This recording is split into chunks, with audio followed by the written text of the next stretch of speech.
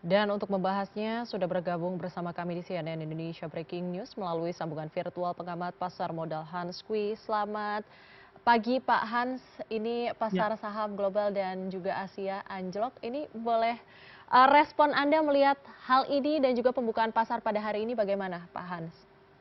ya, memang kalau kita lihat kebijakan receive vokal yang diterapkan Donald Trump itu ternyata direspon negatif ya, karena lebih tinggi dari perkiraan. Dan terutama kalau kita lihat respon negatif sangat besar dari pasar Wall Street sendiri gitu ya. Mhm. Artinya masyarakat Amerika menolak tarif yang diterapkan Donald Trump. Kenapa itu terjadi? Karena tarif ini sebenarnya memukul warga Amerika sendiri gitu. Jadi kalau kita lihat tarif itu Mhm. sebenarnya yang membayar adalah warga Amerika. Betul. Sehingga ketika tarif diterapkan, masyarakat Amerika harus membayar lebih mahal. Mhm. Dan kalau kita lihat rencana Donald Trump untuk menyeimbangkan neraca perdagangan mereka dengan melakukan kenaikan tarif, itu sudah tidak tepat. Karena barang-barang yang ditarif itu rata-rata banyak sekali yang tidak lagi diproduksi di Amerika. Dan tentu butuh waktu untuk mengembalikan industri itu kembali ke Amerika. Dan sebagian besar tidak masuk akal untuk dikenakan tarif. Kenapa? Seperti industri eh, tekstil gitu ya, kemudian alas sepatu gitu ya, sepatu dan lain-lain itu tidak mungkin buka pabrik di Amerika karena mereka tidak akan mendapatkan tenaga kerja murah dan Ya. warga Amerika sendiri tidak mungkin lagi ingin bekerja pada pabrik-pabrik seperti itu. Jadi tarif ini direspon negatif sekali pada Amerika. Kemudian kita lihat Eropa juga. Kenapa? Karena Eropa adalah negara yang mengandalkan ekspor. Ketika tarif diterapkan, mereka sangat terpukul. Nah, ini harusnya kita harus perhatikan bahwa ini agak sedikit berbeda dengan Indonesia ya. Kita punya komposisi ekspor pada GDP kita 20-25%. Artinya tidak benar-benar signifikan. Kita banyak mengandalkan konsumsi dalam negeri. Nah, tetapi pasti ada pengaruh ya ekspor. Kemudian Amerika itu adalah tujuan ekspor kita 10% dari 25% tadi. Artinya secara langsung sebenarnya tidak akan benar-benar signifikan memukul ekonomi Indonesia Mhm. gitu. Itu yang harus kita perhatikan yang pertama.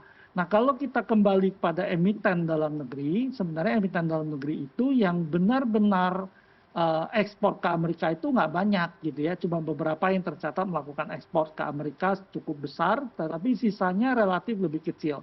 Artinya secara langsung itu nggak akan langsung memukul pada emiten-emiten kita dan memukul langsung ekonomi kita. Memang kita harus perhatikan eh, perang dagang ini kan berlanjut ya. Kita harus perhatikan lanjutannya. Pertama, respon negatif pasar pada Senin itu terjadi pada waktu Tiongkok mengumumkan pembalasan. Jadi ketika negara lain melakukan pembalasan tarif, ini yang mengkhawatirkan. Artinya perang dagangnya mungkin akan berlanjut terus-menerus, tarif akan saling diterapkan gitu. Dan pengalaman di tahun 1930-an, perdagangan dunia itu turun 65% ya pasca tarif tinggi. Jadi ini yang agak mengkhawatirkan. Artinya eh, akan terkonfirmasi global ekonomi akan memasuki periode resesi. Nah, ini yang menyebabkan orang sedikit lebih khawatir.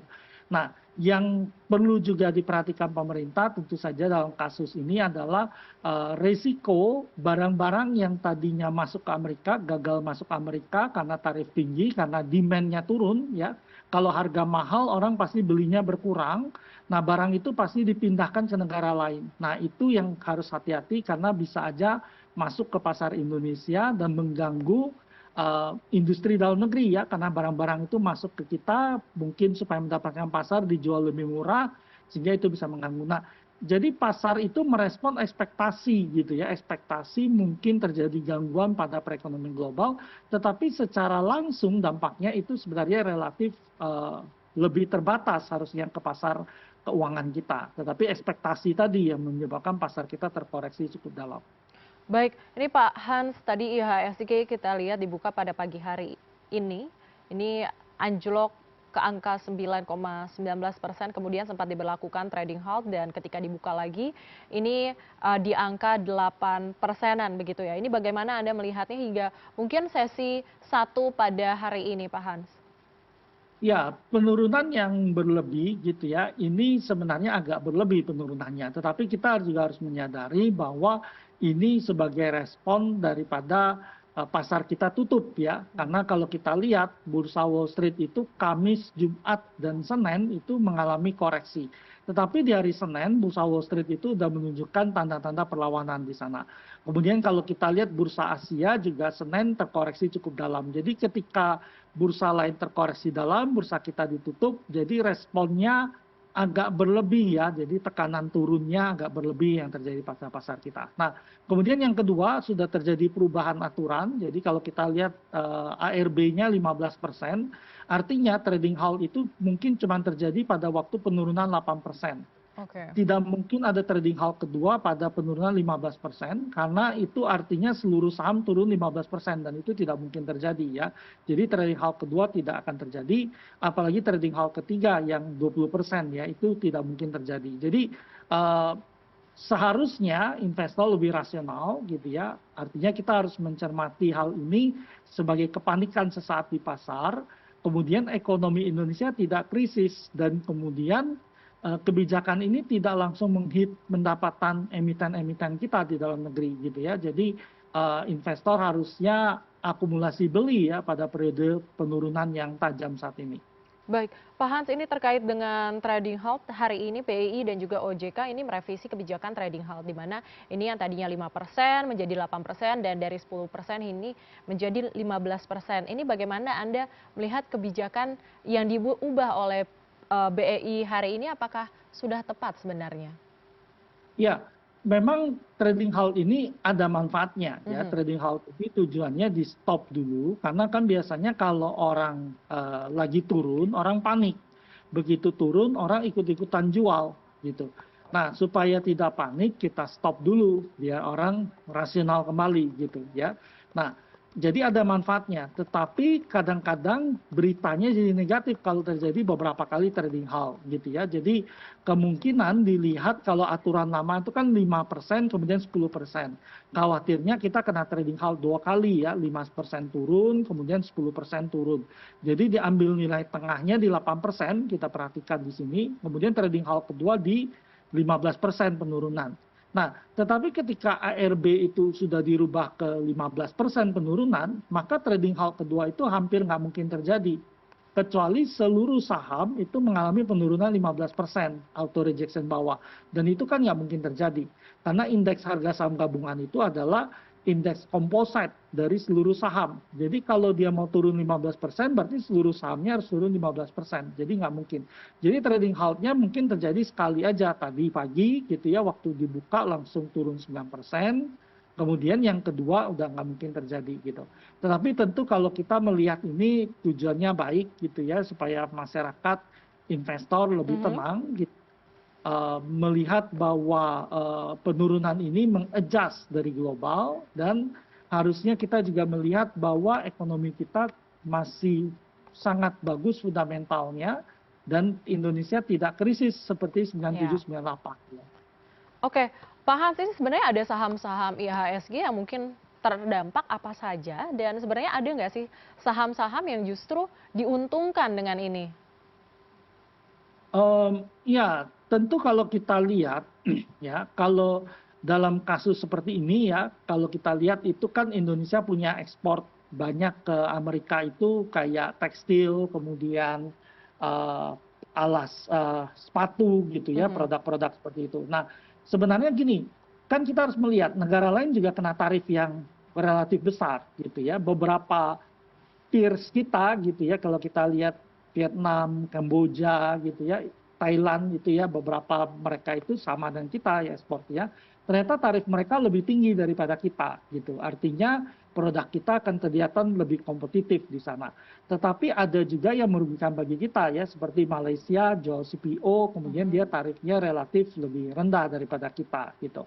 Nah itu yang terjadi. Tetapi karena tarif ini berlaku untuk seluruh negara ya dan rate-nya itu kita bukan yang paling tinggi, sebenarnya dampaknya itu lebih ke arah konsumsi masyarakat Amerika berkurang ya. Jadi tadinya kalau dia beli baju mungkin 10 kali karena harga bajunya naik karena tarif tadi, dia beli bajunya berkurang. Nah, akibatnya barang ekspor kita ke sana berkurang ya yang bisa diserap di Amerika. Nah, kelebihan pasokan ini yang akan dikirim ke negara lain. Nah, kelebihan pasokan ini yang mungkin akan lebih mengganggu ya pada tataran tadi. Tetapi kalau secara umum emiten yang terdampak langsung itu nggak banyak gitu ya. Jadi kita lihat ada beberapa saja yang terdampak langsung. Baik, Pak Hans, kita tahan sebentar terlebih dahulu. Kita akan melanjutkan lagi perbincangan dengan Pak Hans Kui usai jeda. Jangan kemana-mana. CNN Indonesia Breaking News. Masih di CNN Indonesia Breaking News, kita akan kembali melanjutkan perbincangan kita dengan pengamat pasar modal Bapak Hans Kui. Pak Hans, ini mungkin kita melihat bahwa seluruh pasar keuangan global ini anjlok, mulai dari pasar saham, komoditas, hingga emas dan juga Bitcoin. Nah, sebenarnya ini kemana sih uang-uang yang menghilang dari pasar keuangan global ini? Apakah mungkin investor ini masih wait and see dan juga menyimpan cash, atau yang biasa kita sebut cash is king? Ya, jadi kalau kita lihat setelah Trump menang, itu sebenarnya dana itu bergerak masuk ke instrumen yang namanya emas ya. Jadi emas itu bergerak naik ke atas gitu. Nah, tetapi ketika shock terjadi, ketika hari pembebasan Amerika ini merupakan hari resesi sebenarnya gitu ya, itu orang kan jatuh sahamnya gitu ya. Jadi biasanya investor ini kan punya multi class aset. Nah, karena dia punya multi class aset, terjadi margin call, terjadi for sale di beberapa posisi, terpaksa mereka juga melepas posisi mereka di emas ya untuk melindungi posisi lain yang tertekan turun banyak ke bawah. Nah, ini yang menyebabkan kalau kita lihat harga emas juga tertekan turun ke bawah. Nah, jadi kalau kita lihat lebih disebabkan orang rugi, yang kemudian orang kedua lari ke cash ya, karena kalau kita lihat dalam posisi ketidakpastian ini sebenarnya cash cukup penting. Dan mereka harus punya cash untuk membeli kembali aset-aset yang turun paling banyak.